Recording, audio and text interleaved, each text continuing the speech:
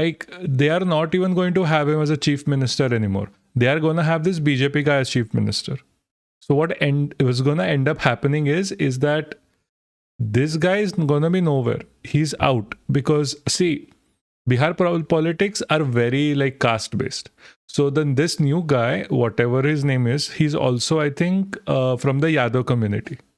Because he's also from the Yadav community, he's looked at as a replacement for Nitish Kumar. So we'll see how this ends up.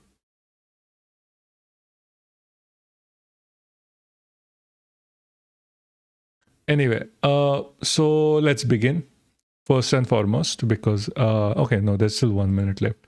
I'm going to be a man of my words and start exactly at 8:15, which was supposed to be started at 7:15. Sorry. So I'm just like shit tired today. The first things we're going to cover is the manifesto promises, and we are going to go through them one by one. If you are someone who is going to be voting soon, and if you are someone who's going to be voting in the Bihar elections, this is important. This is something we are going to have to look at. So, first and foremost, what are parties promising in their manifestos? Like this is a very easily available link from the Hindu. What I would suggest is have a look. I mean, don't leave the stream. Like and share and subscribe to the stream.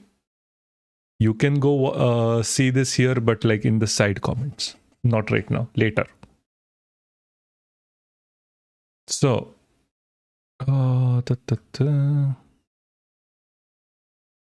did someone come in and just go? Hold on. What am I doing? Give me 1 second, guys. Oh, you're still there. See, I'm sorry, this thing keeps like, unless the issue is that unless someone is like actually texting in chat, I don't get the information. I get the information like, oh, someone, like there's just one viewer right now, which I am guessing that was Swaraj. Or some, okay, but maybe Swaraj is gone. Anyway. So the Bihar elections are always important, mostly because the Bihar as a society is kept poor. It is not poor by default, and we have to understand that. Mostly because Bihar as a society is Bihar and UP actually is what like. Okay, I need to collect my thoughts here. Bihar as a society and UP added to which are a source of manual labor, cheap manual labor. And it is one of the paramount important aspects of the Indian society. Like we are not going to be able to work without cheap manual labor. Because all of our, say, companies, all of our... Dude, by the way, I'm alone today. Like sorry, this is distracting because तू घर पे alone है तो मुझे क्यों बता रहा है? तू इधर alone है तो this has happened before. Again, I am not a big streamer. Do not expect this to be like 5 million people subscribing in. Like at like a few 100,000. ये नहीं होने वाला है. The best to best streamers get like max 100 people. India is not a streaming community, which is sad. It should be. We could talk so much. So, as I was saying, sorry for Bihar is kept poor because Bihar and UP are like a major source of cheap labor for the rest of India. And like this, it's extremely exploitative. It is a feature of capitalism, this thing where it is actually kept poor. You can see it within its own how it was run. Like earlier it was Gundaraj, then it was like just an incapable government not even being provide like basic factories. Like Bihar doesn't really have factories like what other places do, and you're going to be like, hey, but like someone needs to be able to provide like even labor, someone needs to be able to provide, like someone needs to have a workforce. Like Bihar could have developed itself as well. Like there is no difference from Madhya Pradesh to Bihar as such. They're not too different.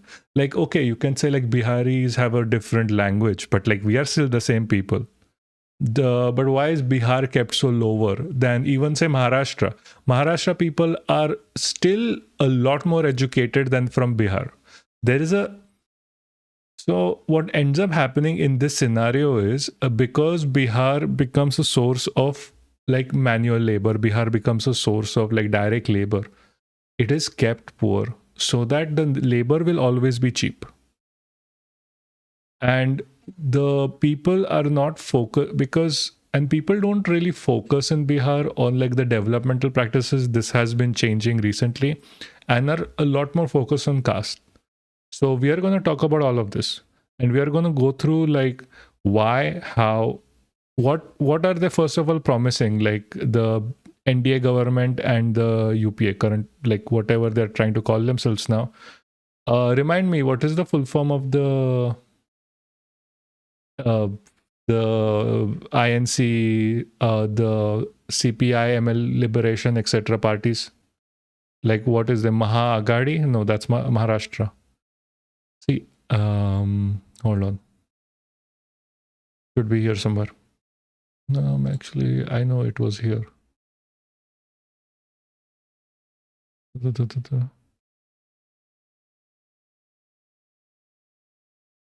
It would be very nice if you could remind me. And I'm sorry, this is not a point of me not being prepared. It's a point of me having ADHD and autism and my brain just shutting down. So please excuse me.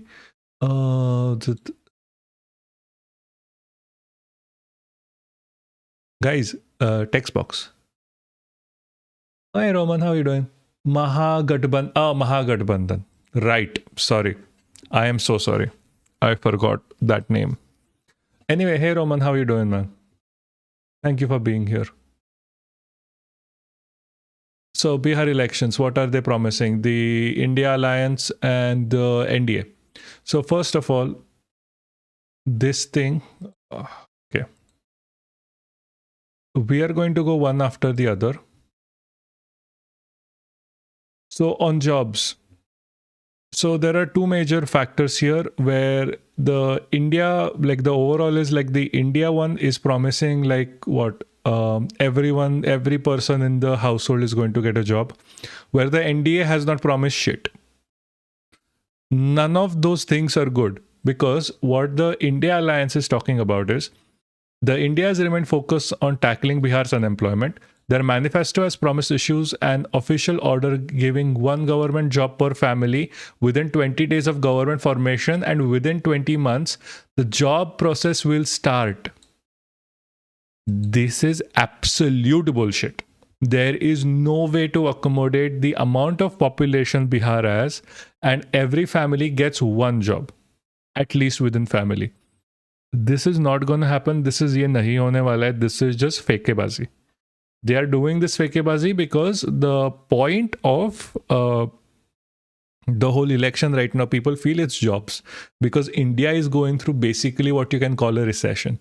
Is because people don't have jobs, unemployment is rising, and because Bihar produces so many people for cheap labor, they have a lot of force that is currently unemployed, even in other BJP-led states. So the problem here that happens is if you can promise them a job, even a hope for a job, you are expected to get some or the other votes. But this is not going to happen. And I am sorry, like this is officially wrong.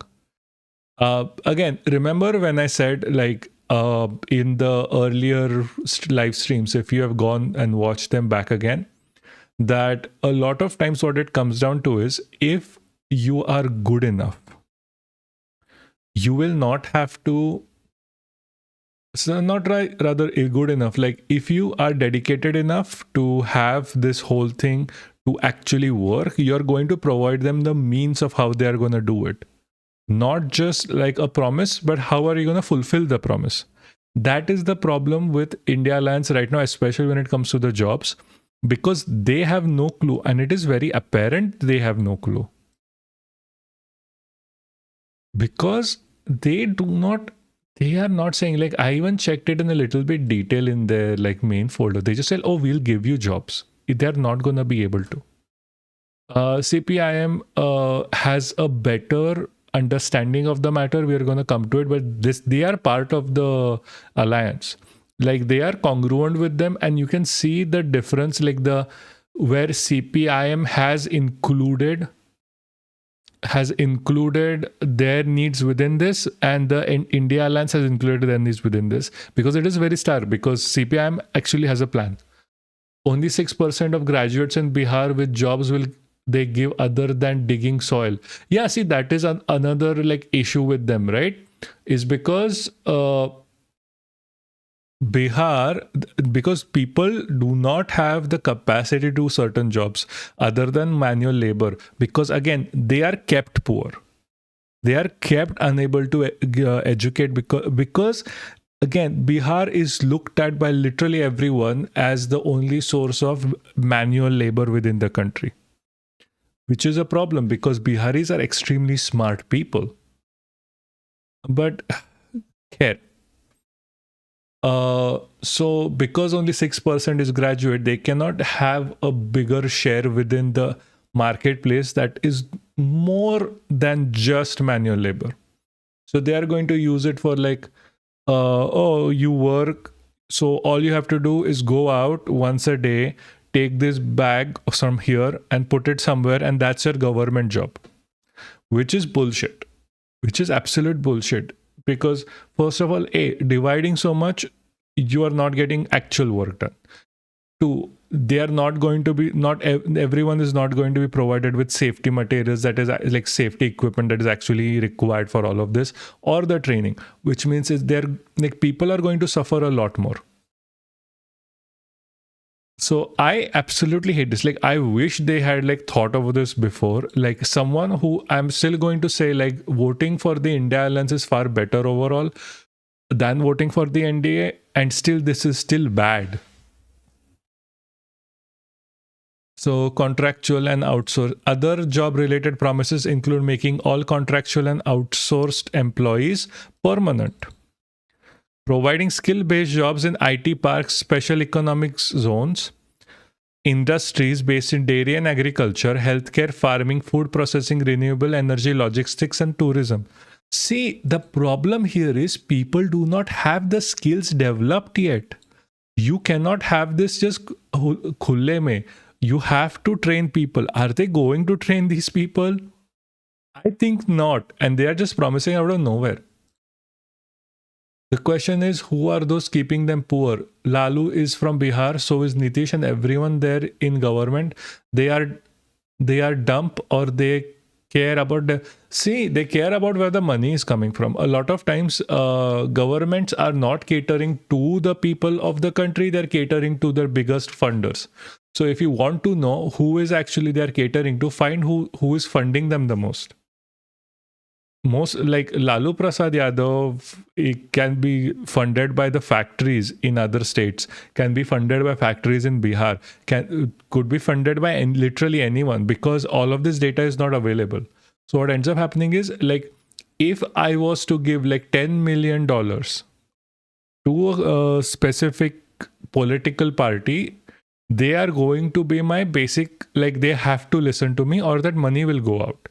So if I say to them, I need workers from Bihar to come and work for me for cheap labor, they were going to make sure that that shit happens. That's why Bihari people are kept so poor and uneducated.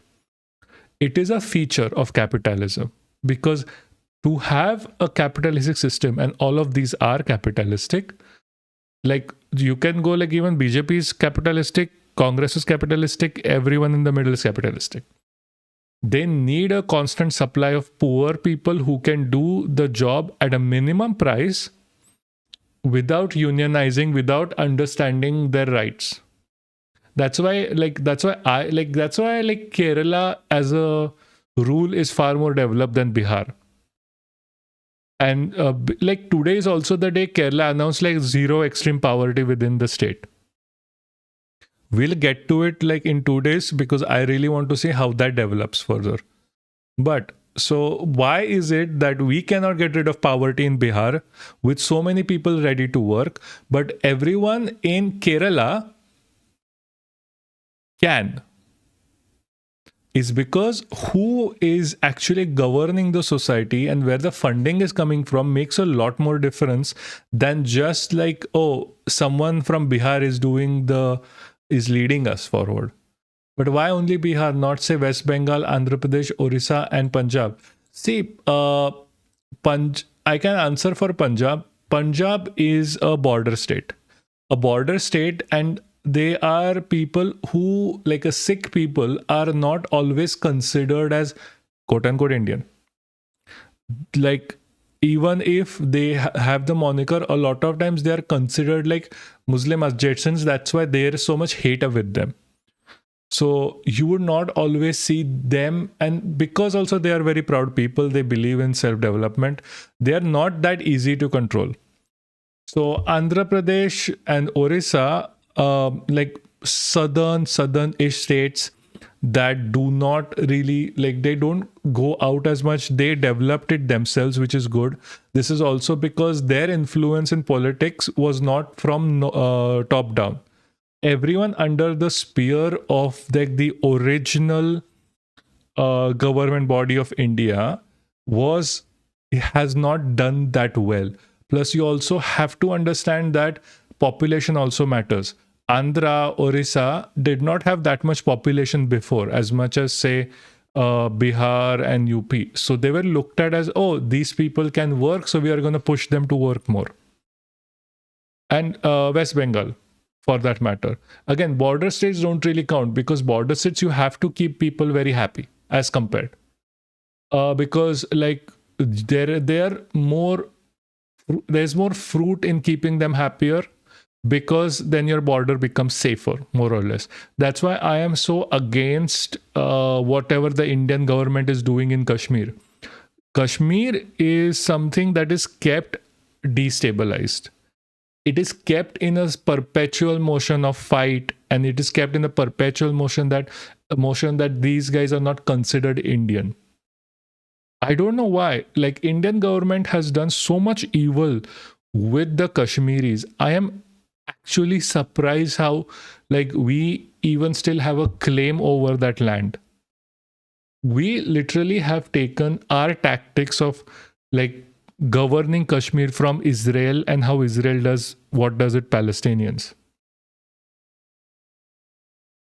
And then why not MP, Rajasthan, Northeast states like Manipur has nothing, so is Chandigarh. Chandigarh is a union territory. So MP is much better because it's on the Deccan Plateau. It is much better to start a factory than import people. Rajasthan, you can't start a factory. The population is also sparse. You can't have people. Northeast states were never considered Indian from the start. You know it as much as I do. And whenever those people came in, they suffered racism. I have had Northeastern friends. They have suffered racism nearly on a daily basis because they would always be called Chinese or like whatever, like all of the slurs that people use. So they were never really good. MP has nothing. MP as in what? Like Madhya Pradesh. Madhya Pradesh has the Deccan Plateau. Don't forget.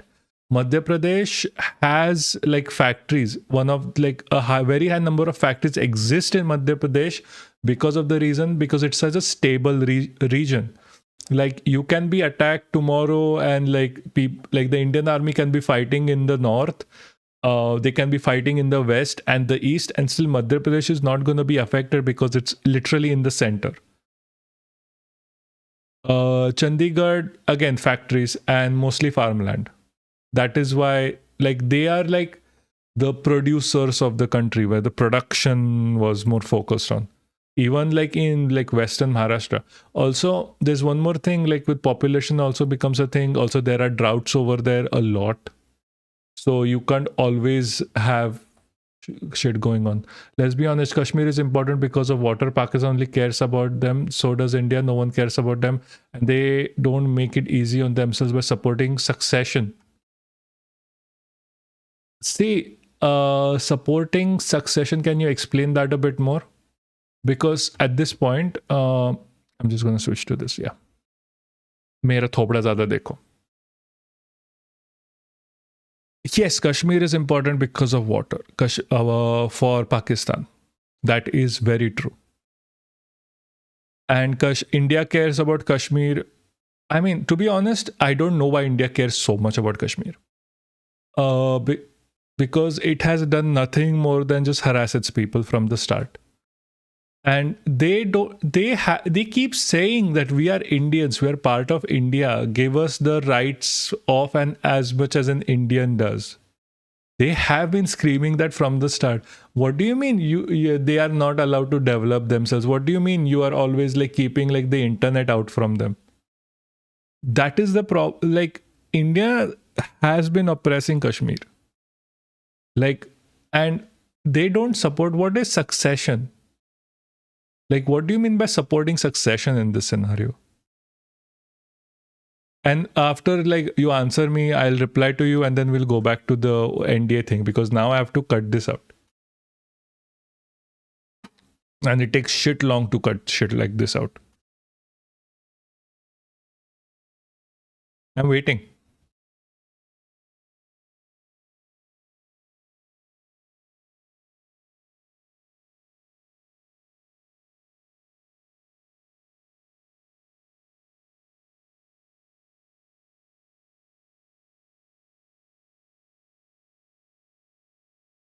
Agalwad separation. Hold on. What? Agalwad separation from India. India cares because water only.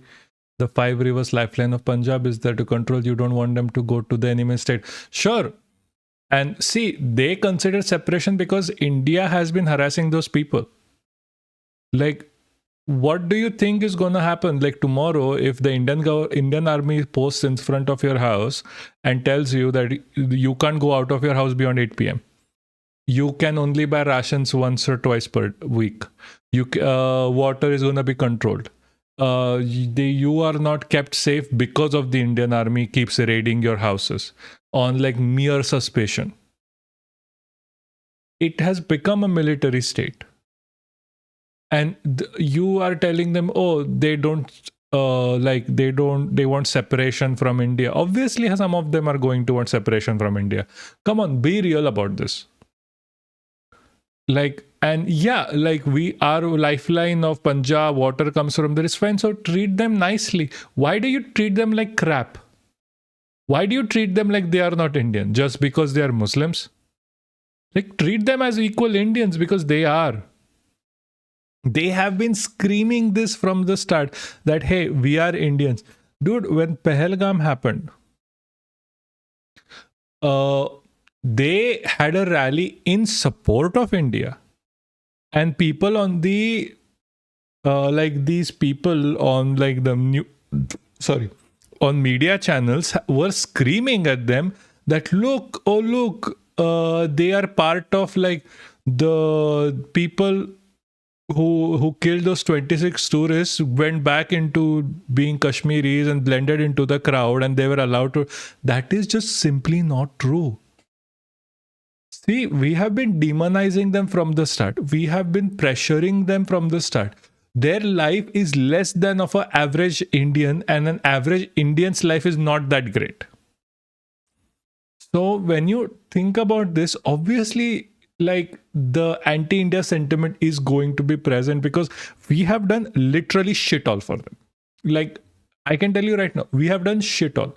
If a Kashmiri has been successful or anything, it is in spite of India, not because of it. And I sound harsh. I know I sound harsh, and I sound very harsh on the Indian government, but this is not children's games. These are people's lives, and we are playing with people's lives at this point. And that should not happen. But it is, and it is sad, and we need to talk about this, and we need to push this forward. the Indian foreign policy, we can talk about India's foreign policy, but much more important is India's like internal policy, and does not look good. Like, what do you think happened with Manipur as well? Like, Indian government supported that genocide. Indian government supported that ethnic cleansing of cookies. And I'm not saying they send them weapons. They might have, I don't know. But when you don't do shit, when you don't help out, and when you're only quiet, you are supporting by ignoring it. Your silence is that support that you just seem to, like, you just don't want to help. That's the problem. And it's worse in Kashmir because like the Indian army is actively involved in suppressing those people. Like, give them back their internet, give them back their education, give them back their freedoms. Jesus. We don't need to keep them under lock and key just because we are afraid to, I don't know, like, what if they might join Pakistan? What if this, what if that? They are not going to. They are not stupid. They can see what is happening in Pakistan. You can talk about infiltrators, but when it comes to infiltrators, who do you think is your best friend? The locals. But they don't trust the locals, and that's the problem. And they don't trust the locals because they think all Muslims are the same. And that is a problem with India. Kashmir needs to be free. And I'm not saying free in the sense, oh, it needs to part ways from India. The people need to be free to live their own fucking lives. It's not good. Anyway, we are going to go back to the point we were talking about because obviously, like, this was a tangent. And if this point comes back up ever again, I'm also going to sidetrack because it's like a very close point to me because I have met Kashmiris through my schooling. I've been to Kashmir, and these people have nothing. They literally have nothing, and it is our fault. It is our fault, it is our government's fault, and it is the fault of our army. Like, our own plan for Kashmir is failed completely. And we need to do better. We need to treat it like another state in India. We need to give the people their dignity back. Anyway. You can't ignore the interference from foreign entities on all border states. Same in Manipur. What? The interference of foreign entities in Manipur where they helped douse a fire because our government was too useless for Manipur's government is too useless to do it. In Punjab, who pushed drugs in Punjab? Like, do you think like Pakistan pushed drugs in Punjab? No, the Indian government did. Kashmir, see, Congress made the biggest blunder in Kashmir by rigging it. Yes, I agree. Okay, Roman, this is not a pro-Congress stream. I'm not going to be mad at you for or like angry at shitting on Congress. Shit on Congress. Like, so yeah, that's what I'm saying. Like, in Kashmir, Congress rigged elections in Kashmir. Congress did bad shit. And Congress is also to be blamed here. I'm like, yes, I agree. Wholehearted. Also, is my voice better now than before? Or is this too high for a gain? I'm just asking.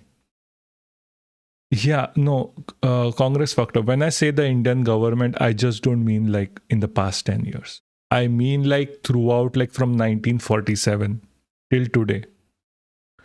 I am not like okay.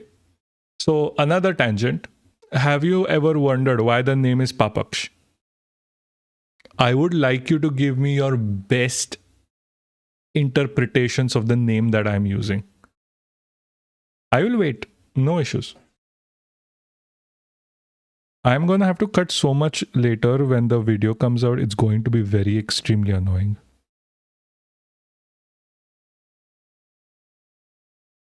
Wait, hold on.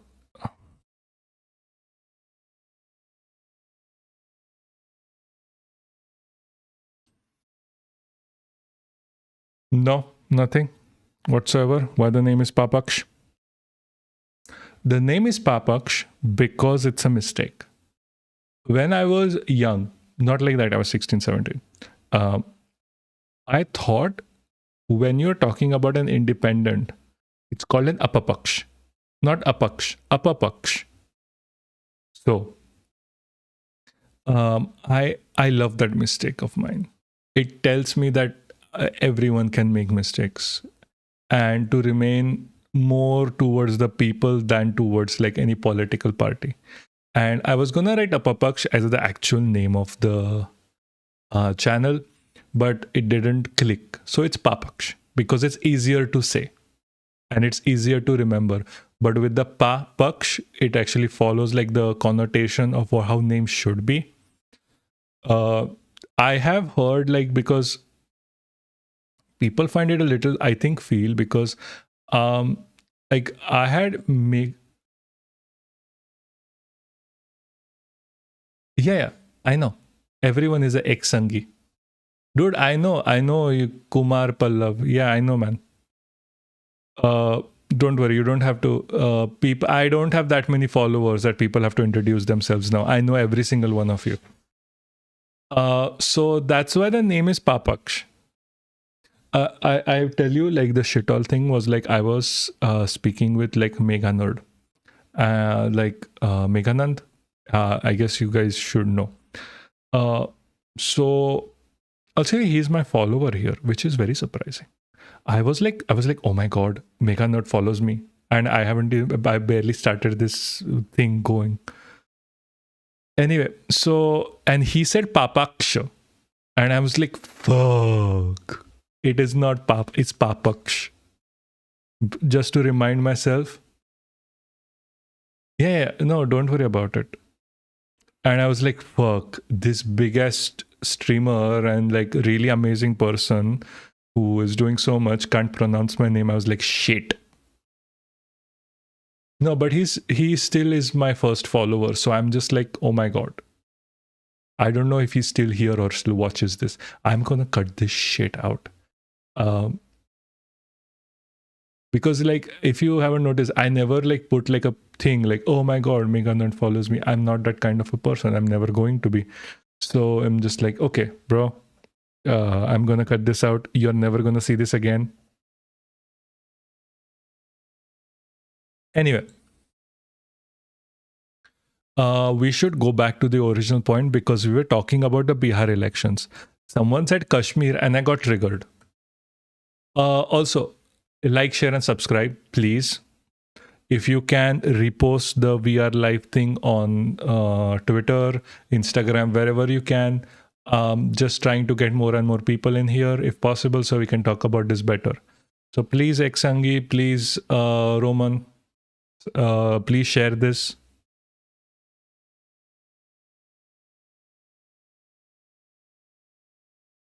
Anyway, so with all your support on this point, I'm gonna go back. So where were we? Yes, so within India Alliance is promising like jobs, like okay, we are going to have like one person from each family have a job. It's absolute bullshit. It is not gonna happen. That's a lie. Why am I burping every time we come back to fucking jobs?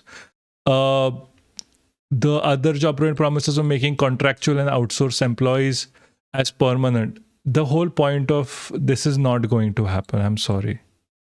Providing skills-based jobs to, again, as Roman said before, 6% of the population in Bihar is actually skilled or has completed their education. So that's not going to happen. Special economic zone, like, are you going to import people from the south?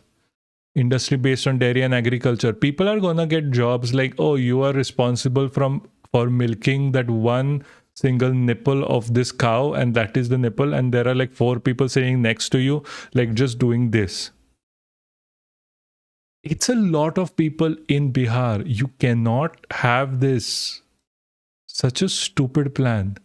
And like, I don't know if you guys saw this before. I said this before. If you have someone claiming all of this, you might like, you have to ask how are they going to achieve this. So India was to re-implement old pension scheme, issue domestic certificates. to give Bihar denizens preference. See, this is more doable, like this last part. And you know why it's doable? It is from the CPIM. It is not from anyone else in India, because CPIM has given their like personal manifestos too. That's what I was looking for. Like most of the good and achievable things are from like the Communist Party of Bihar. Jesus. And yeah, sure, that works because they actually give how they are going to do their shit. The scale of NDS promises is no different in spite of being in power since 2017. Obviously. Like they rely, because they are a capitalistic, conservative party, they rely on lying to you and trying to make you feel better while exploiting you. So if they stop exploiting you, they're out of the game. They are promising 1 crore jobs. कहाँ से आएंगे, किधर से आएंगे, किसको पता? अभी मोदी की टट्टी से निकलेंगे या नेशनल गऊ काऊ से निकलेंगे, कहाँ से निकालेंगे, no one fucking knows. They have been trying to do this 1 crore jobs, every single state, none of them have worked. The jobs that are there, people are getting let out. कहाँ से आएगा job भाई यहाँ पे? Like same thing with before. It's the same thing. You lead to setting up mega skill centers in every district. Wow. Skill census karo. I'm not saying won't. Mega skill center nahi chahiye. Per private skills like push education. Oh, hey Bliss. Nice. I'm doing fine. I'm like shit tired today. Like shit all. So I'm just pushing through at this point. Mega skill centers in every district is not happening. Nahi ho raha inse. See, we are reading their manifestos and laughing at them. Women. What are they going to do for women? The promise for women by both coalitions vary in nature, with promises like creating 1 crore lakpati didis. हजारपति नहीं बना पाई इन लोगों को, अभी को लखपति बनना है.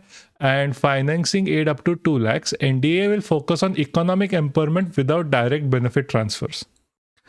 You know what this is? You know what this means?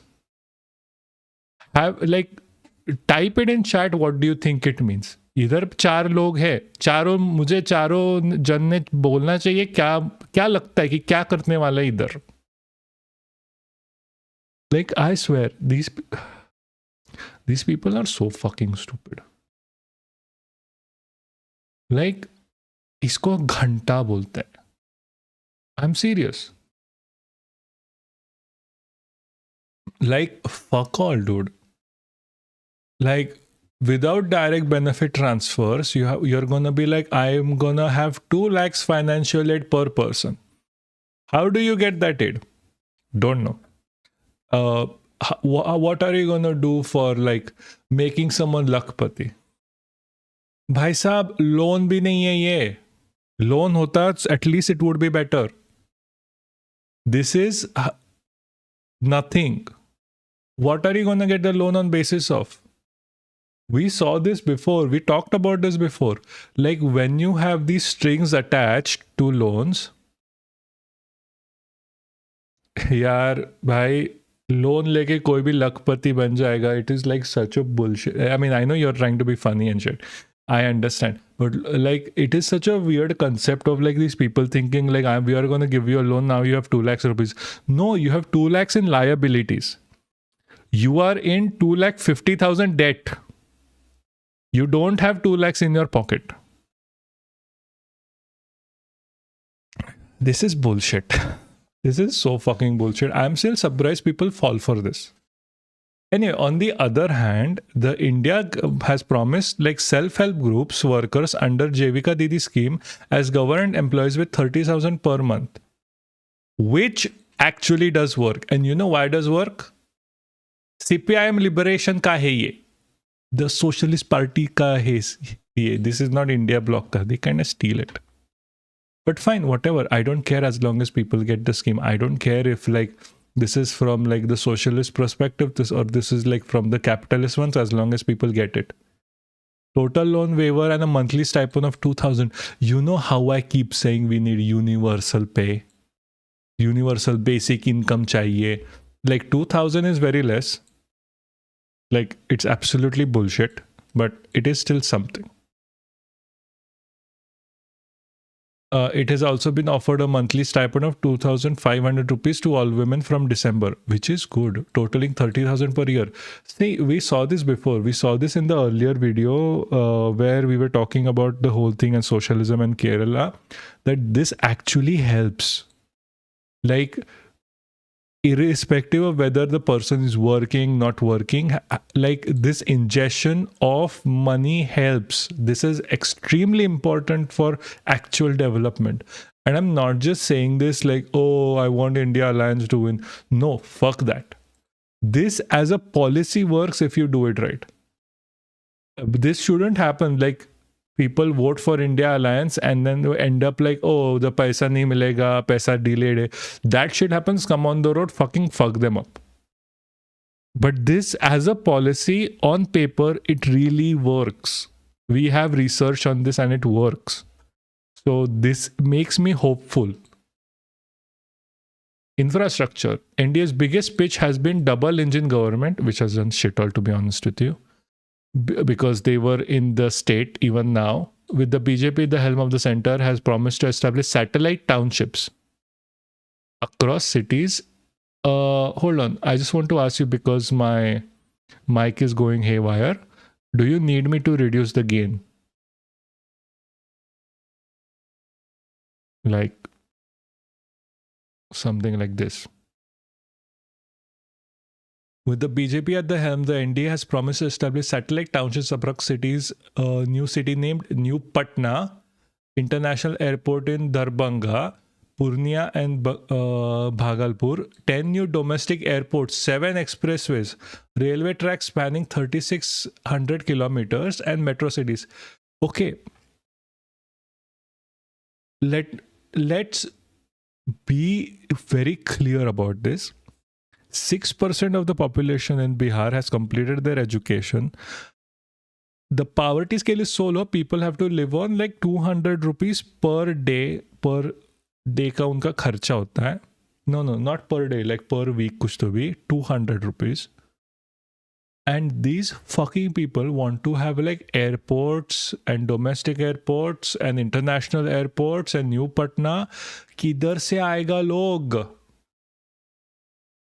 US was able to hold on after COVID because they were given money to spend. Yes.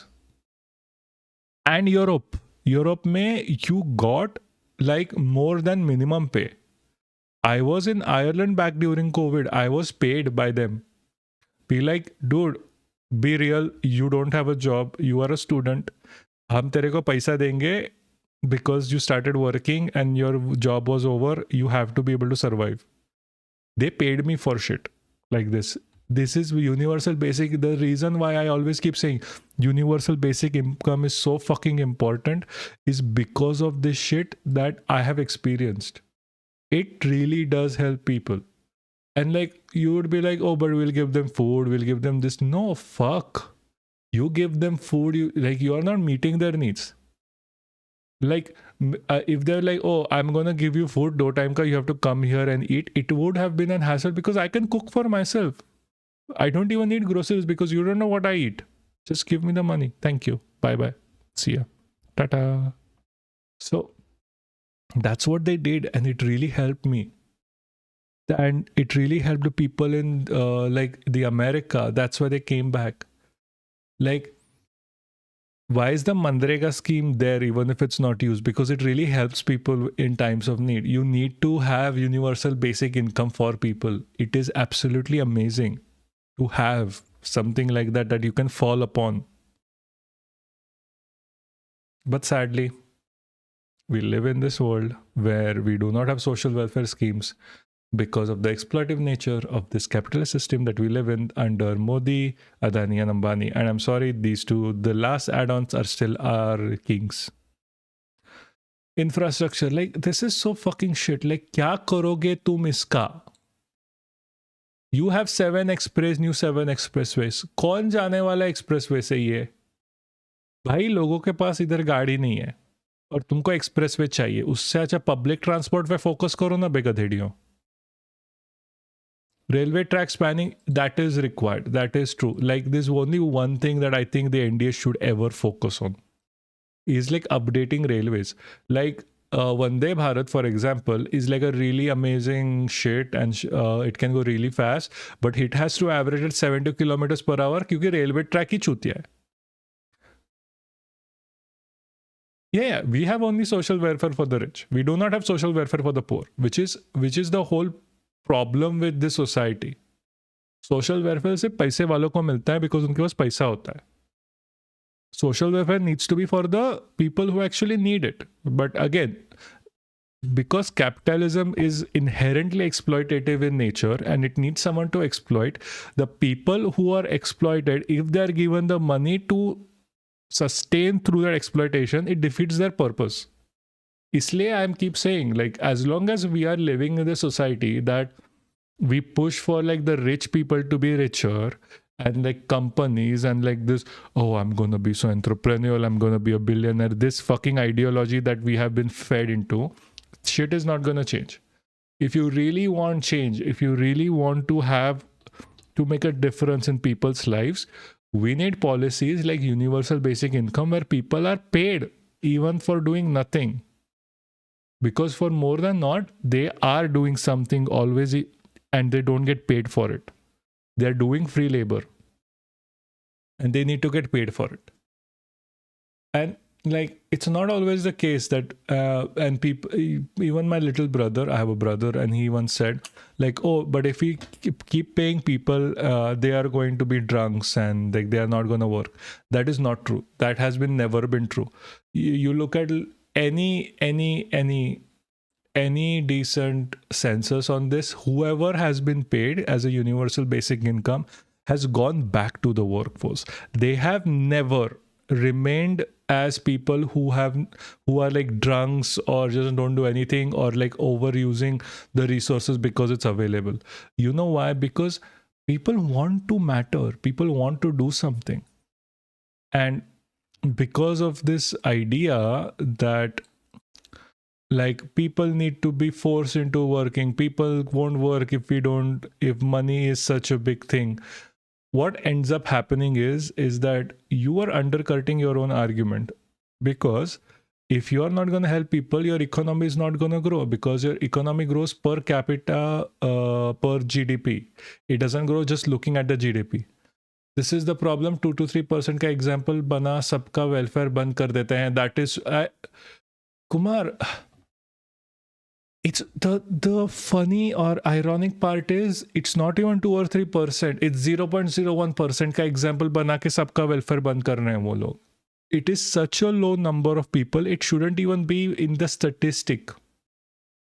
That is the problem. Anyway, the NDA has vowed to pump industrial investment up to 1 lakh crore, build 10 new industrial parks, manufacturing units in every district, add back-end hub in Bihar.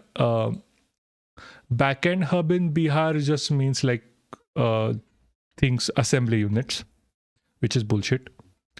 Worth 50 lakh crores, 5 mega food parks. कौन जाने वाला है, खरीदने वाला? I don't understand.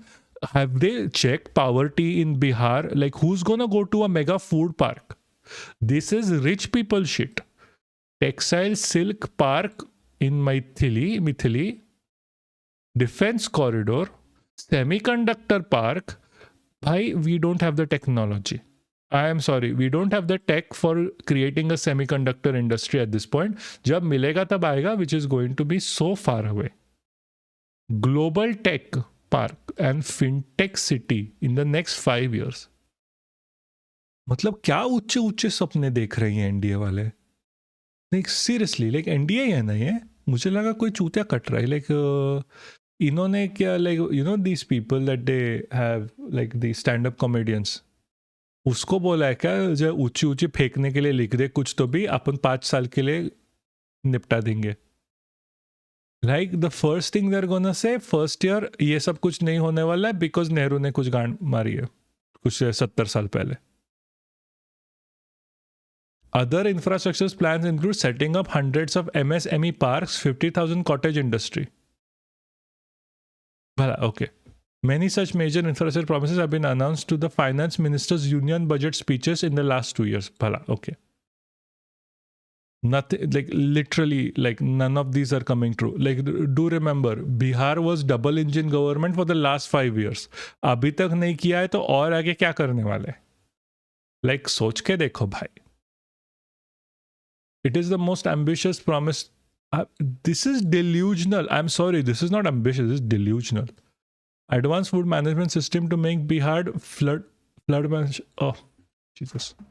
The most advanced thing. Okay. I'm going to give this to you as someone who is a researcher within this field. I am going to be very clear. If you want the most advanced flood management system in this world, just plant trees and grass by the rivers and stop polluting the rivers. That is the best and most advanced thing you do to manage floods. Flood nahi aayega. Erosion nahi hoga. You won't have like mud falls or whatever, like landslides as well. All you do need to do is plant like the trees that are within that nature ka area. You don't get like fancy trees and plant there. That don't work. Their roots are very not deep, are not even like proper for the soil. Native grass lene ka, grass. You plant it and then you plant dormant trees. Best flood management system ever. Also the cheapest. But koi nahi karta. That is the problem with India. Actually the world. Bihar witnesses massive floods during monsoon season this year when the election commission conducted a special intensive SIR of voter rolls.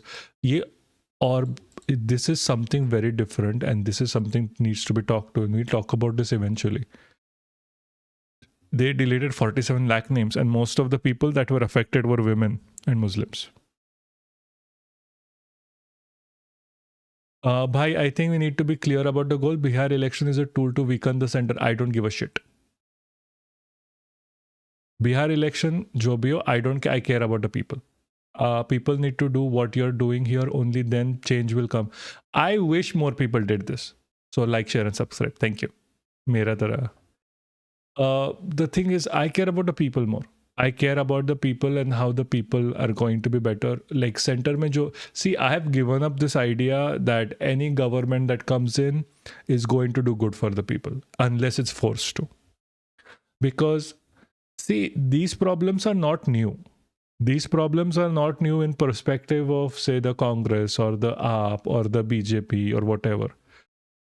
These problems are there because people have chosen, like these politicians, to not solve them. These are very solvable problems. And the more I learn about them and the more I understand how things are working, the end goal always remains that there are certain political and financial goals that these parties have that are bigger than their duty of helping the public. Like most of them either want a seat or they want to fill their pockets. So as long as we have this, like, okay, you want to destabilize the center by not having enough like system from Bihar. Let's first get back our systems going. Yeah, that is all true. That is true. But that is not going to happen. Like, okay, what is the guarantee that the next government that comes in, say like BJP vanishes, RSS vanishes, what is the guarantee that whoever comes in, jo bhi ho, I don't care who it is going to follow the law and not just use the law as BJP has? Because that is the biggest issue with like governments, like America, for example. The biggest worry Republicans have about changing certain laws is that when we change these laws, and if the Democrats come in power, they are going to use these laws against us, which is going to be the same thing. And we have seen this throughout like history. Like certain, like UAPA was developed under the Congress, but use kar rahi hai BJP. See, I'm not saying Rahul's leadership, okay? I'm saying like, what about the next person? Are you sure, like after Rahul, Rahul Gandhi, whoever comes is going to be as good or as nice? Can you be sure about that? I don't know. Like, I expect to live for longer than Rahul Gandhi is going to be the. Like, I expect India to remain after Rahul Gandhi is not a politician anymore. Sure, I agree. Fine. Like, Kumar, I'm not saying no. All I'm saying is that what happens after? He's an empathetic leader. He can be the prime minister for the next 15 years. Actually, no, don't scratch that. Max 2 terms. I don't want a repeat of Modi. So what happens then? Whoever takes over like the reins of Congress. Are you sure we are going to have the same leader back to back to back to back? Obviously not. That's why, see, the goal isn't to be like, oh, I'm just going to be Congress supporter or I'm just going to be AAP supporter. I'm not even going to give an example of being a BJP supporter. I am not going to be ever. The goal is to have people realize that jo bhi government ho, we have to focus on the policies that will make our lives better. मुझे घंटा फर्क नहीं पड़ता कौन जो भी is the politician. I was having this same conversation with like a Congress supporter recently, and he was just like, I really hope that guy feels like that guy understands what I'm trying to say, because he was just blinded, absolutely blinded. Like he would not. He will be like I think his thinking was like, a leader like Rahul Gandhi is going to be an immortal robot that is going to be ruling us for the rest of eternity. I think that was his thinking. A lot of times within the political sphere, we are very short-term oriented. Like nobody wants to focus like beyond the next election, which is a big issue. Because see, this is the same with BJP ones. Like BJP is promising so much. Like they're promising a lot. But they have been in power since in Bihar for how long now? And if they are in power for this long within Bihar, why hasn't everything that is here achieved yet? Double engine sarkar hai, triple engine sarkar hai. They are also, I think, in the Lok Sabha. They are in the Rajya Sabha, they are in the Lok Sabha for Bihar. So why is this such a big issue? Because see, at the end of the day, when people get complacent with like, ये party हम इनको ही vote देंगे और इनके अलावा किसी को vote नहीं देंगे, the party loses all incentive for working for the people, even if that incentive was only for gaining votes, and they are going to do for their like top donors. And this is pan party. This is like bipartisan. This is not just like, oh, we need to have good leaders and they are gonna make things. That is like good leaders. Again, whenever you have a good leader and you think, oh, he's a good leader and we can support him, they are either jailed, they are either taken out and shot. You know it as much as I do. And we have seen it happen before. So like these powers to be, you have to like bow down to them or you get shot. Then we have seen this happen before a lot. So the people need to remember that they have the power at the end of the day. They are the ones electing, unless and they are the ones who need to protest if all of these promises aren't met. Anyway, going forward. Being out of power in the center since 2014, India has limited its promises to mostly the states setting up industrial clusters, upgrading district hospitals, setting up super specialty hospitals. However, it also made 5 new expressways. Again, kisko chahiye? We need better public transport, not express fucking ways. But see, a limited promise is still a more doable promise that comes from these people, not actually the India bloc. Upgrading district hospitals is possible. Like हो सकता है 5 साल में अगर किया तो. Setting up super specialty hospitals not needed but possible. Setting up industrial clusters नहीं होने वाला है. But at least there's something I can be like, oh, okay, the India bloc can achieve. One second.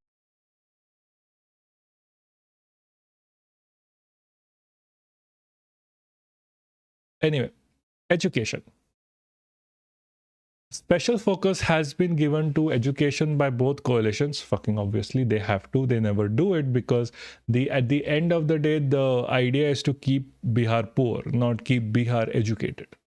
Because again, they need that Bihari workforce to keep people poor and for these whole fucking ass companies. Anyway, India promises lose 5,000 crore fund to renovate district schools. Fine. Establishing AI hubs via centers of excellence. Do you know what cognitive offloading is? The more AI you use, the stupider you get. It's proven, by the way. It's not like my hawa mein bol raha hu. There's a research paper already. So having AI centers of excellence and autonomous via centers of excellence and autonomous medical colleges in EGC is bullshit and bad for everyone. Again, this is an exercise in keeping people stupid. A super specialty hospital for pediatric and autism care supports sports centers in every district for registered sports. Whatever, fine. Guys, I need you guys. So what I'm gonna do is, I'm gonna quickly go. You chat with whatever. I'm gonna come back in like 5 seconds. Okay.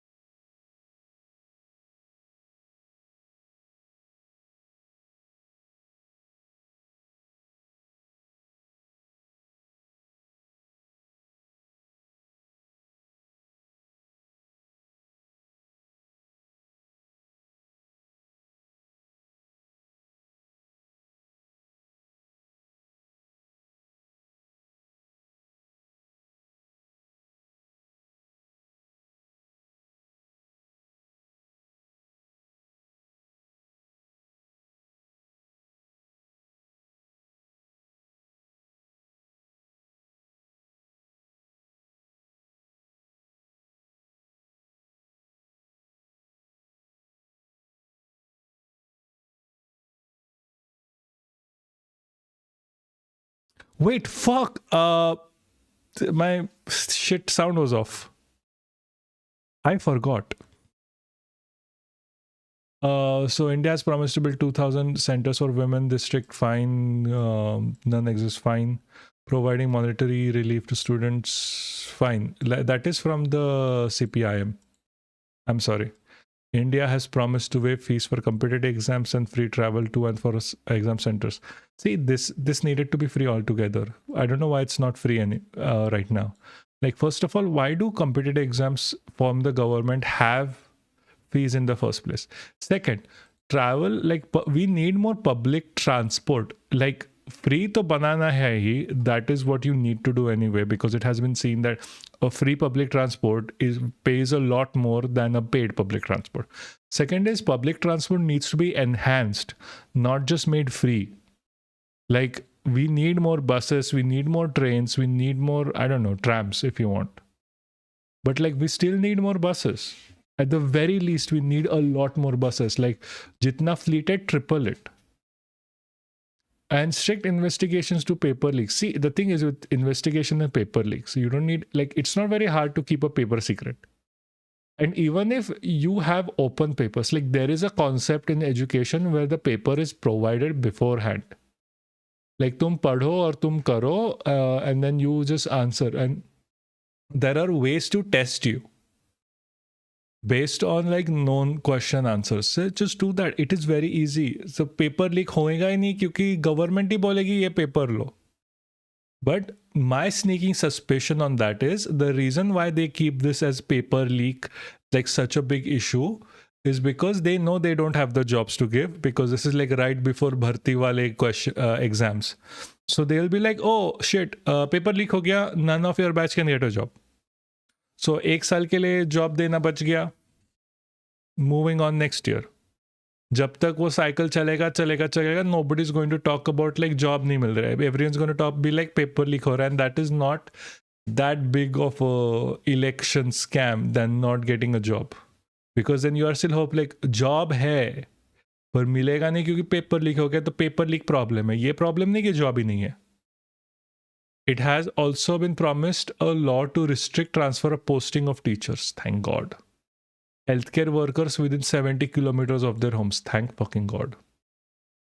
Like, the transfer bullshit is absolute bullshit. Like, whoever started like transfer ho sakta hai tumhara in a government school, even healthcare worker, is absolute bullshit. It is stupid. It makes you less able to do your work.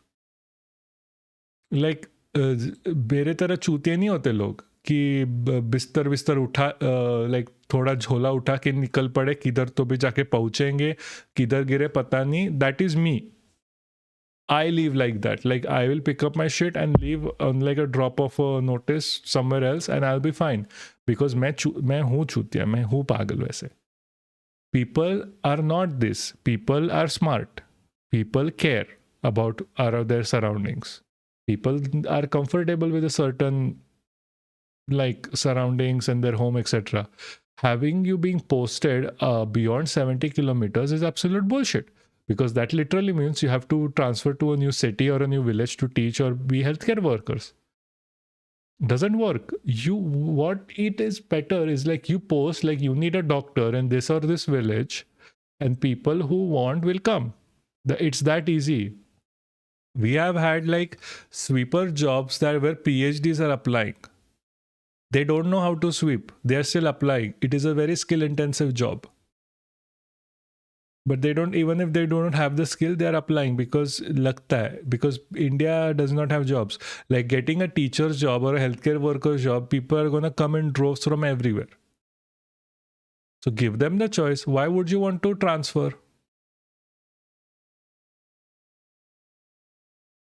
So let's say economically backward class, I think. Extremely backward classes, EBCs. Yeah.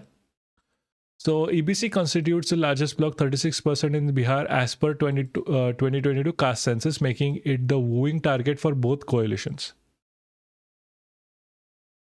See, अगर कुछ करने वाले होते ना India वाले तो अभी तक कर चुके होते. They have been in power for so long. They are not going to do it because I will say this again. And again and again and again. These people do not give a shit. You know why? Because they need people to be poor. Because Biharis make the largest block of workers. And they want to appease their masters, like the government. They want, like Ambani Adani, to have workers in their factories. So they are going to suppress these people and be like, you don't have any alternatives. India has promised to financially up to 10 lakh to EBCs like Tanti, Tantana, Tantama, Nishad, Malev, Kevat. Okay, I'm not going to read all of them. Per person or per community? कभी पूछा है? Because per person तो ठीक है, per community. A special committee headed by the retired Supreme Court judge will be retired Supreme Court judge mane someone who's looking for his next gig in the government. He's not going to do good by the people. Study and advise the government on steps to improve EBC's social and economic conditions.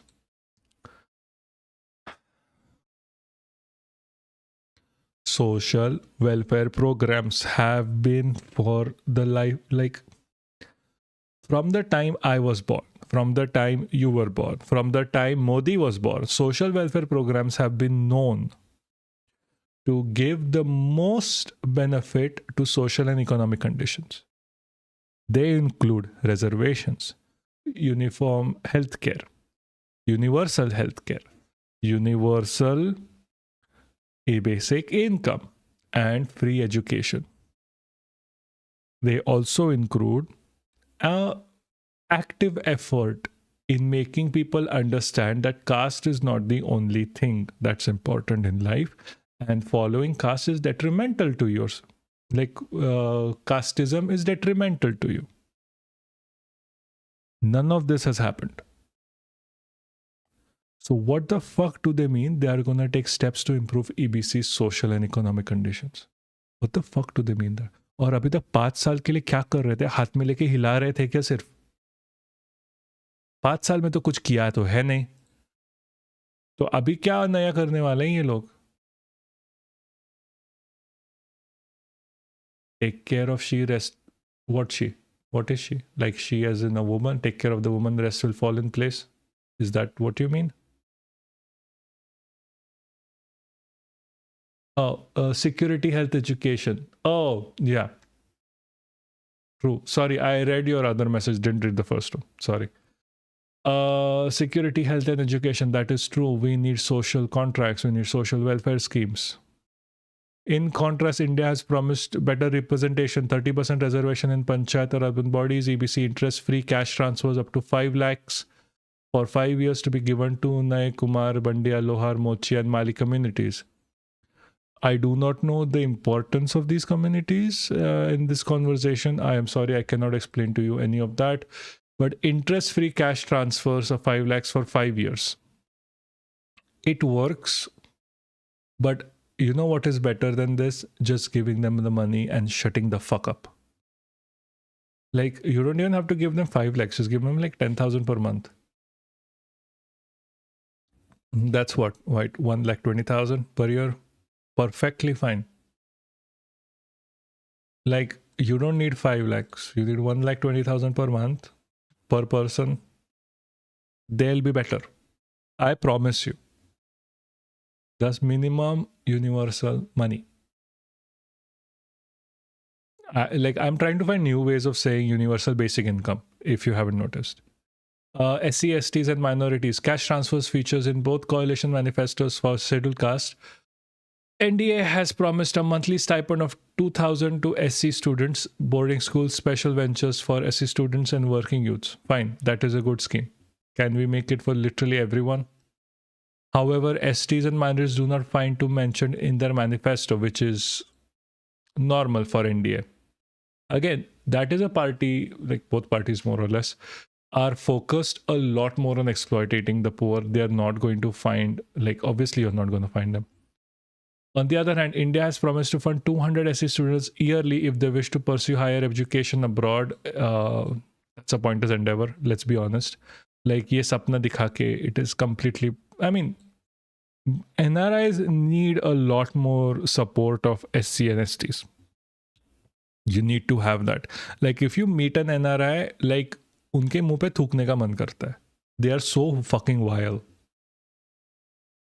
So yes, okay. Overall, like India's international representation के लिए this is a good scheme. I'm serious about this. How it will improve the skill, like the life of the people within Bihar, I'm not really sure. It's promised to get constitutional amendments passed to, yeah, this is important. This is important. This is extremely important, and I would say vote for them just because of this. They need it. They deserve it.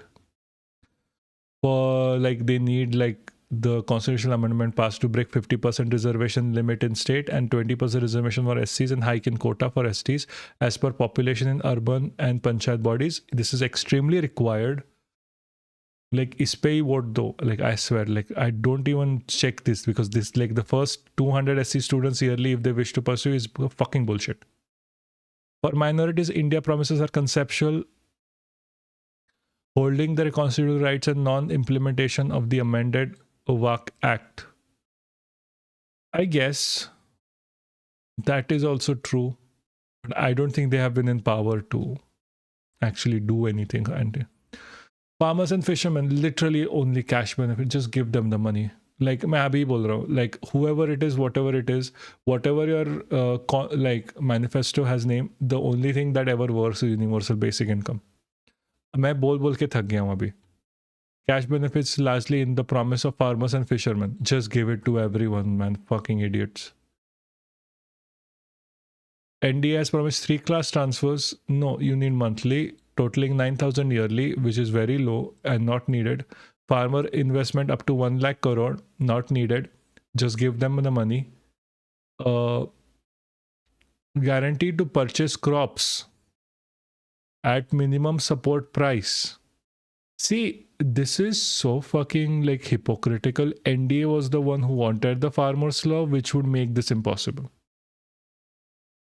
And double crop production, which focus on self-dependence in pulse production. Fine.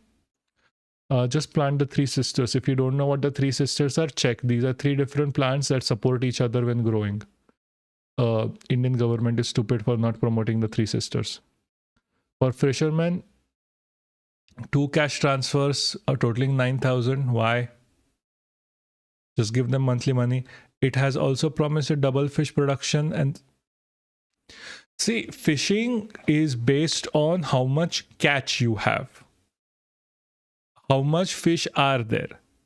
It is pointless, and to even say that, oh, if based on like tumhara fish production we will double, it is pointless. This is also becomes pointless because see, if you don't have fish to fish, how are you gonna chill and process the fish? It Travels India promise echoes a revival of previous farming structure, guaranteed to acquire crops at MSP. That is good. At least these guys were supportive of the MSP. Revive farm mandis and strengthen agriculture market commitment committee. See, this is something I can get back behind, to be honest with you. Like, because I already want like universal basic income for literally every person. And this thing is actually like, okay, this is doable. This is Hawabazi. Sorry. This is doable. Like, you can revive this with enough support, like enough pushing for it. You can't do this because there are no fish in the Yamuna. There is no, like, it's fucking polluted. What are you going to fish if there's nothing left? Like, are you going to fish like what? Flatfish or something? I mean, I understand like most people are not going to get this. I, by profession, am a marine biologist myself, so like, don't think about this. Don't think about this. Just do Manrega and just strengthen Manrega. Thank you. Like, I fucking swear. I'm not even joking. I didn't read this before, and all I want to is to strengthen Manrega. And like, oh, on the other hand, India has decided to strengthen Manrega. Perfect. But no. I need more. ये 1,000 रुपए करो at least. sometimes like, okay, I'm pretty sure I barely have read this thing, but this is going to be the same here. See, they are a lot more detailed. Oh, health and public sector, disability. Where are my workers? Oh, CPI wants 600, not 300. See, much more stronger. See, that's why I keep saying vote for the communists. They only want good for you. Everyone else kind of just wants to rule over you. India promises a labor census and consultant training and separate department for migrant laborers with the database to keep records of all laborers. Bihar Mitra centers will establish for migrant workers in Mumbai, Delhi, Surat. Yeah, okay. They're doable at least.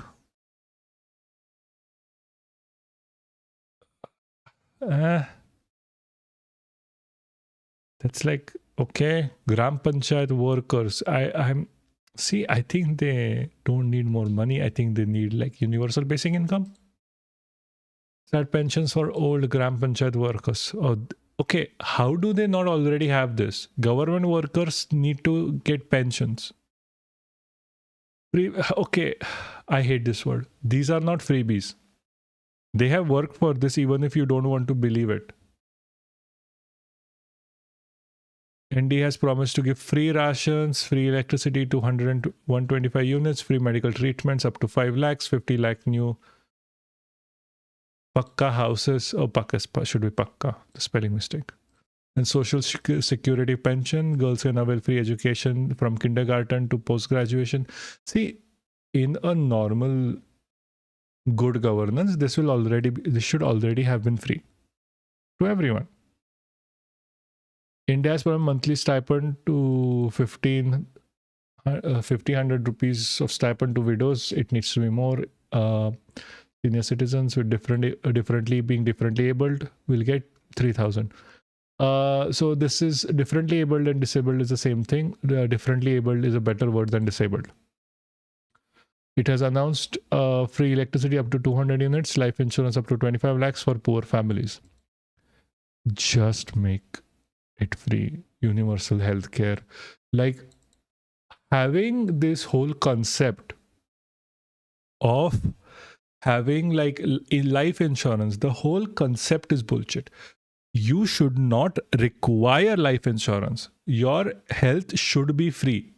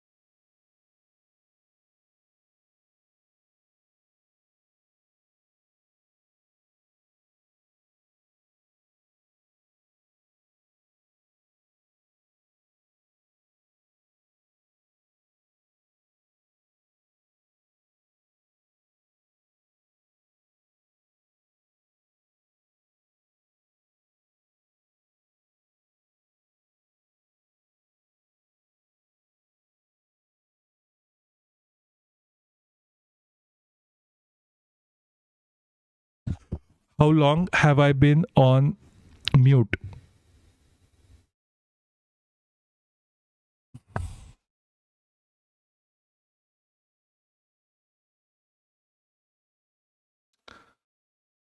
Can someone go back and check how long I have been on mute? Please. I know for one I cannot.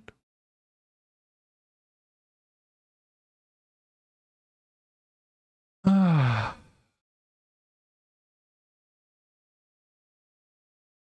Thank God. At least it's like at least 5 minutes because there is like a very hand sensitive button here. Why did I get a mic with that button?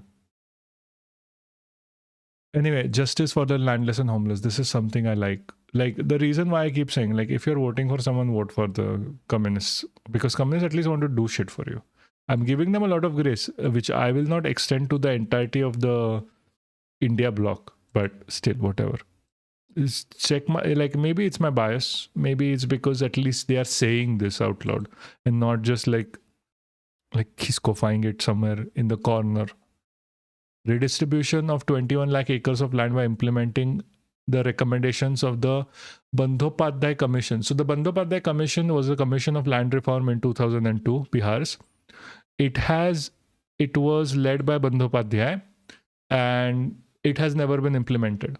It is for making people lives better. Sadly, as things go, a commission that has said that we need to redistribute land within people is never going to happen again. And I will keep repeating this. They want to keep Bihar poor. Guaranteed of certification and occupation to the poor living on non-cultivable and government land. A bit stretching this as before.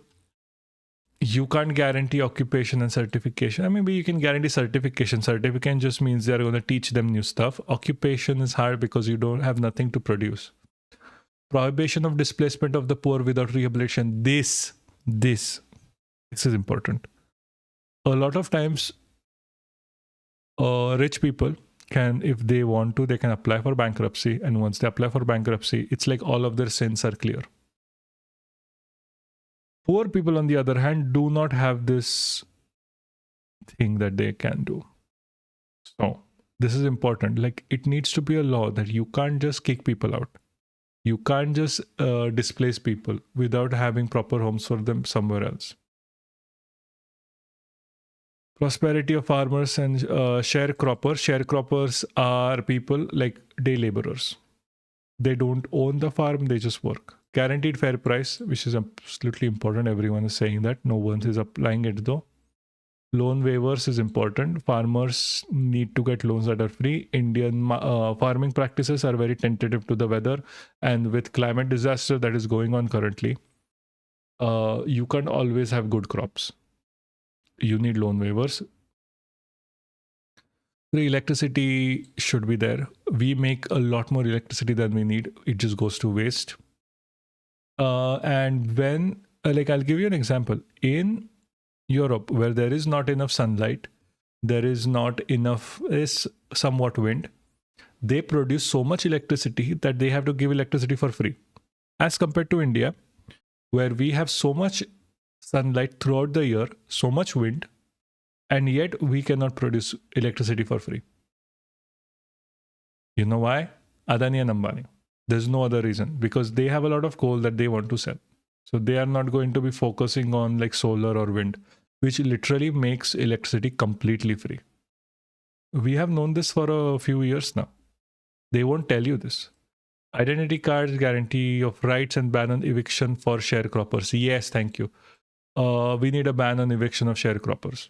They need to have security, job security. For a lot of time, there have been scenarios where like the sharecroppers, in the lieu of like, if you want to keep this job, they have been made to do a lot of things.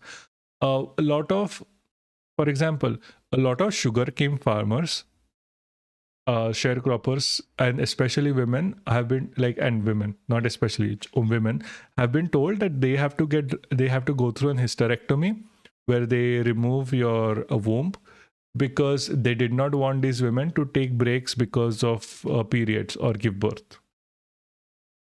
So banning evictions is more or less the only way, and guaranteeing their rights is more or less the only way to give them like the dignity in life that they are owed from us. Restoration of APCP Act, the Agriculture Market Committees to be reactivated. So this act is, sorry, what was this act? I forgot. Hold on. Let's quickly check. Agricultural Produce Market Commitment Act. Yeah, sorry, I remember. Like, it is just for the prevention of exploitation. Social equality and justice, 60% reservation to deprived communities, same like breaking the 50% mark. It's not as detailed as the before. 95th schedule, which is again breaking the 50% mark. Guarantee the fundamental needs, electricity rations and pensions. Yes, they shouldn't be free. You can make electricity free. I am not even joking. Strict action against violence on Dalits. Yes. Police excess and corruption.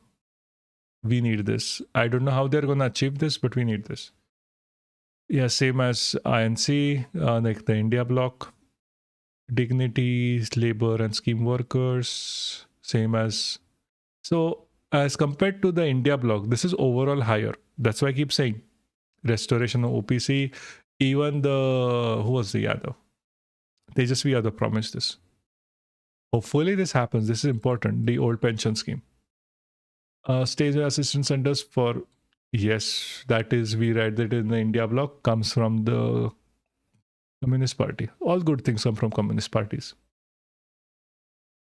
Immediate filling of all vacant posts. Yes, sure, that is doable. Common school system and control over private educations. That is important, but I wonder how much control you can actually exert on them. Because, see, when I was schooling, our teachers didn't really care. They only taught us how to be good Brahmins, which was a problem. And it is still illegal in Maharashtra. It was then illegal in Maharashtra too. Again, paper leaks are very easy to avoid. You don't like...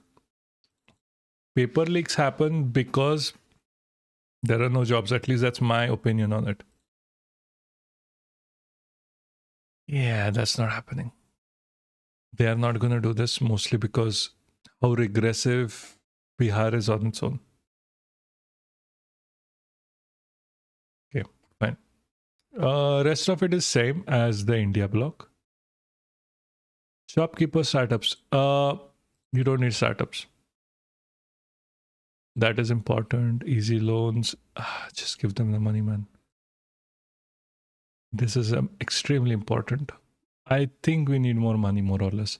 Like, this whole argument is going to be that we need to extract more money from the government, like pensions needs to be increased. It will come at a very burdensome problem of taxing the rich, but has to be done. Tax the rich, eat the rich. And in that logic, you and me are not the rich.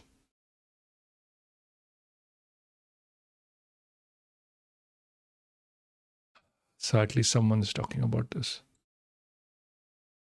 Review of law on prohibiting and devising a just policy. At least it's like mouthwork, but it is still there. Again, way too much credit I give to CPIM for just saying this. Because at the very least, they are the only ones saying this. We saw this before. Like, the official India bloc manifesto is nothing like this. NDA is even worse. Vote for the Communist Party. And one of the reasons I mostly think is because of this. Hello and welcome. Good evening. You're watching Democratic Newsroom. I'm Akshita. This is from like Bihar elections 2025. This is a coverage. We have like people like Rajdeep Sardesai, Gaurav Sawant, Raj Chapenga or whatever. So the thing that they're talking about is like caste is real. We have to talk about caste during this. How can you keep caste out of this? True. But I think caste is also the reason why people are not getting their dues. Because see, what happens is, I'm just going to switch to the main screen. A lot of times what happens, like Bihar votes on caste a lot more, and you have to talk about this. Like this year, they're voting for like women and children and like jobs mostly, but that is fine. That is just one aspect. But because like there's so many people in Bihar that's going to vote for like, oh, this person is from this XYZ caste, this person is from this XYZ community, that's why we are going to vote for him. A lot of times, more than not, whoever this person is not going to do it for the people because he's from that caste. Because again, politicians inherently do not care. What a better option to this is, even if you want to vote within your caste lines, vote for the people who at least promise you that they are going to work for you.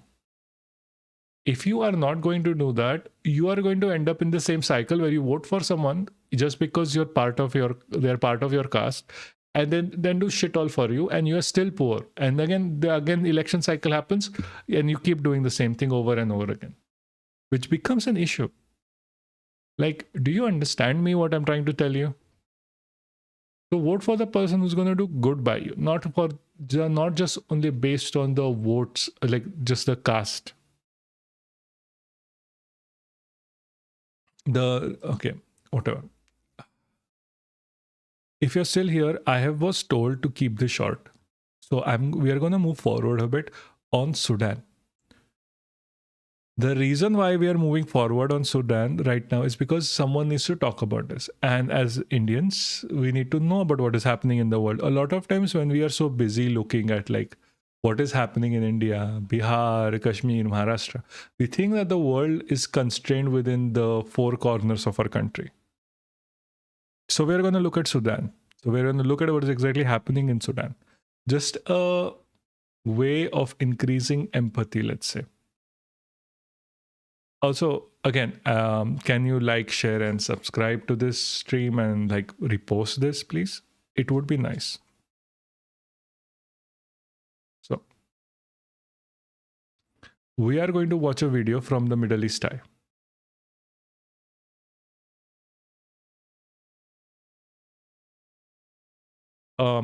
And this is like a legit warning, okay? Don't come at me later saying, oh, this was too brutal. Because it is. Bloodstains so vast they can be seen from space. Bloodstains so vast they can be seen from space. 2,000 people killed in just 48 hours.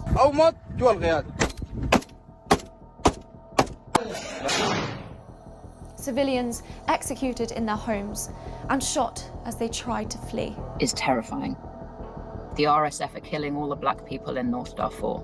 It is systematic. It seems that really only now, after 2,000 civilians have been killed in 48 hours, the plight of Sudan's El Fasher is breaking through on social media and in Western headlines. But why did it take blood visible from space for the world to start paying attention? If we don't act now, There will be no one left to save. In Sudan, in the city of El Fasher, 250,000 people are trapped. Half of them children. They've been under siege for over 500 days, with no food, no medicine, no way to escape. Starvation and disease are everywhere. And on Sunday, the UAE-backed rapid support forces besieging them, a militia led by General Mohammed Hamdan Dagalo, aka Hemeti, launched their deadliest assault on the city yet. They swept into the city, seizing army positions, crushing defences, and carrying out house-to-house massacres. The RSF members also filmed themselves with people they had captured trying to flee. In one clip, scores of men are seen on the ground, surrounded by fighters who repeatedly call them slaves. The RSF fighters then shoot them. In another, fighters tell 6 detained men who are in civilian clothes but identify themselves as soldiers that they can flee. Once the men begin running, the gunmen open fire on them, downing at least 3.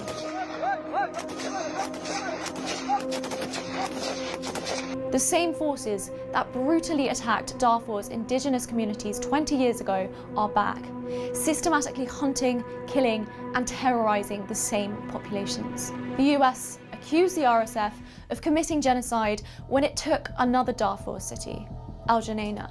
But ceasefire talks in Washington collapsed just days ago, with the UAE, whose support for the RSF has been well documented, refusing to address the crisis in al-Fasher. But for many, and for So the thing why the UAE is refusing, because the UAE gains something directly from this. I need people to realize that the UAE, the whole genocide that is happening in Darfur and in Sudan, is because the UAE is extracting gold from them. The UAE directly supports this.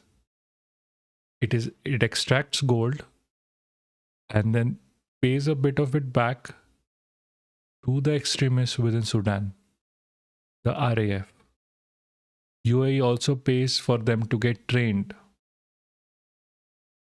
That is the problem. And UAE is not going to be directly involved with this, obviously, because they know that their per capita person is way too rich to go and like murder people themselves. So they are funding like every single person on the planet who would do this for them. It is not just UAE backed. The weapons come from the UK, the weapons come from America, the weapons come from Europe. And this is just a ploy to have more money and force more money out. Because Africa, and similar to Bihar, is not a poor state. It is a state, it is a country. It is a continent that is not poor. It has its resources. All of this happens so that these resources can be extracted and the people can be exploited. It has been the case for the longest time. Since the age of discovery, this has happened. And UAE has become the hub for gold. And more than not, this gold comes from Africa, from Sudan. And once it gets melted down and minted in Africa, in UAE, it becomes gold from UAE and it becomes completely legal. So if you're wearing gold right now, there's a very high chance that the gold has come from Sudan and it is more akin to a blood gold, like a blood diamond, made out of conflict. And for so long, Sudan has become a story forgotten and garnering little notice. Why? I spoke to human rights activist Kate Ferguson to understand how this has been allowed to continue largely unchecked. There is an unwillingness to take on what it means to protect civilians from the gravest crimes.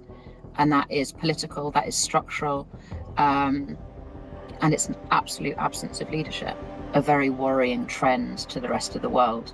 Sudan's civil war began in April 2023, after tensions over integrating the Rapid Support Forces into the National Army exploded into open conflict. More than 150,000 people have died, 12 to 13 million have been forced from their homes, and some 25 million struggle with hunger and disease. El Fasher was the last city in Darfur held by the government.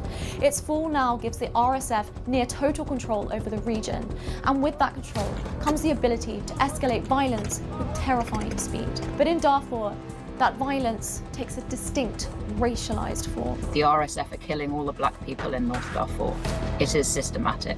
And the RSF isn't acting alone. They are backed by the United Arab Emirates, which has invested heavily in Sudanese ports, infrastructure, gold, and farmland, with food security being a strong interest for the UAE. Analysts say Abu Dhabi's support is about protecting its economic interests, and in doing so, providing cover for one of the deadliest genocides in decades. The US should be calling that out. They should be calling the UAE out. They should be doing it publicly, because that would put real pressure on the UAE, which would in turn incline it to put more pressure on the RSF. But as long as the UAE is not feeling much heat over what they're doing, they can continue to play this double game. So in Darfur, indigenous populations are being systematically targeted with impunity, entire neighborhoods emptied, abductions, sexual violence, and torture have been reported. This is genocide in real time, according to recent reports. And it's not just a tragedy, it's a warning.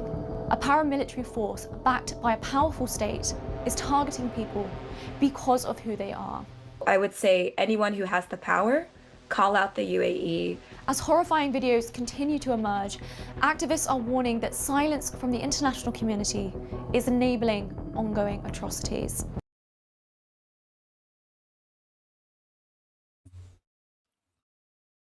And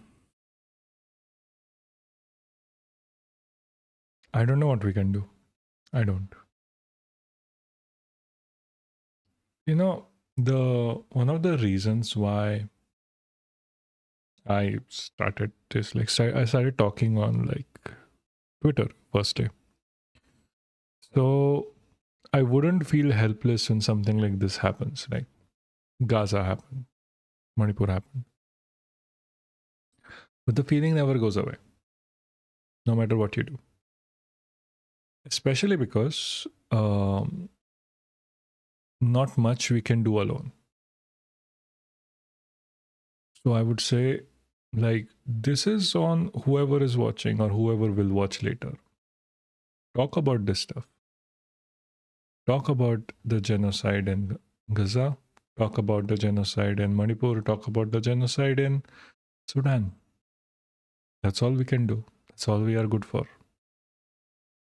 But when we do these things, things actually change. We saw it with Gaza.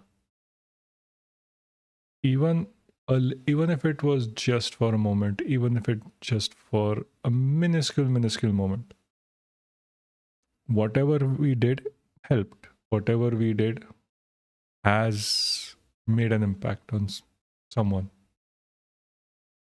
There is someone alive because of what you did, that you chose to speak about.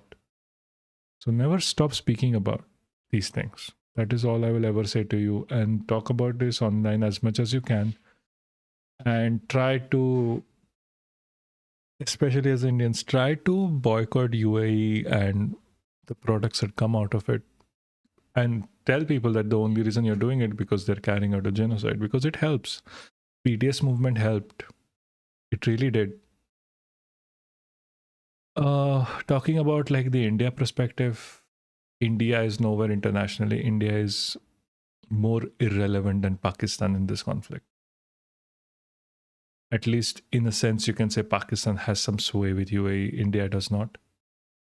So, because we are so fucking useless internationally, I don't really think anything will happen. But if you do see a protest that is trying to force the government into doing anything about this, please do join. Please do. That's all I'm gonna have to say about this.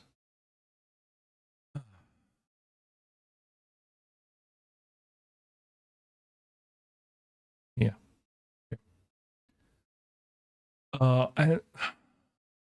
I know, and like we are nearly at the end. Don't worry, I'm not gonna take any of your time way too much.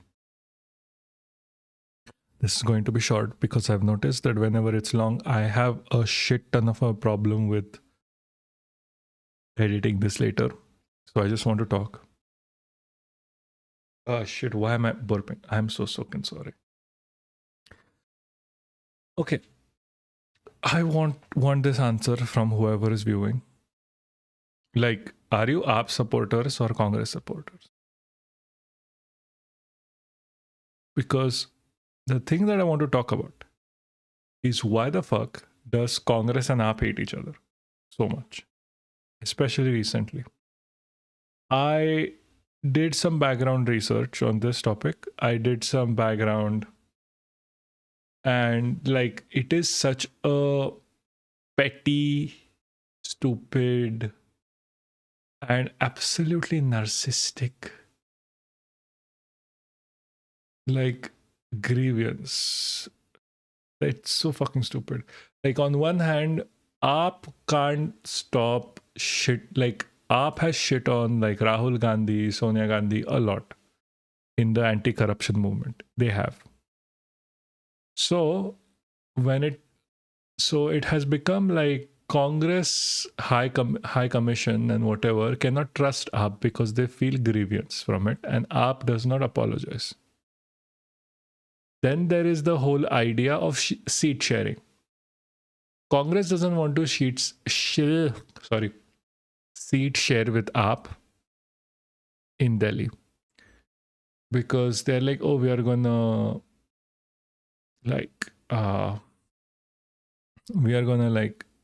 fight over everything. Whatever happens. But then you divide up the votes, which is a problem. And AAP has consecutively started fighting elections in wherever Congress used to have a stronghold. Because AAP knows it cannot really dent BJP, it has to dent Congress if it wants votes. And it has been a thing. Delhi votes more or less weren't transferred from the BJP. Some of them did. Most of them were transferred from Congress. Same with Punjab. And I don't know where you lie on this, but right now, with the whole India talking about how bad the BJP is, these guys are still fighting. I don't understand that. I don't have a actual solution for this. I just want to talk about how stupid this is. Okay, the India is burning. And you have a pretty grievance about seat sharing. Just share your seats 50% among every single one. And just be done with it. Jesus Christ. It's like AAP and Congress both are at fault. Don't get me wrong. And I'm tired with both of them on this topic. Just make up. See, neither one of you is going to survive this fight. Only BJP is going to win at the end of the day. I don't care किसने किसका किधर चोरी किया, किसने किसको धोखा दिया, किसने किसको गाली दी. It doesn't matter. What matters is showing a united front to an enemy that is actively changing the constitution to favor itself. पर वो नहीं करना है. क्या करना है is we want to fight on itself because Congress wants to gain its land again, its seats again. And AAP knows that it's not making a dent in BJP, so it's going after whatever remaining Congress has. With our remaining seats, Congress has.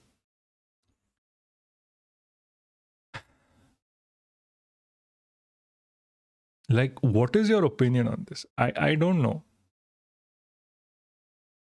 How can parties be this stupid and so self-serving?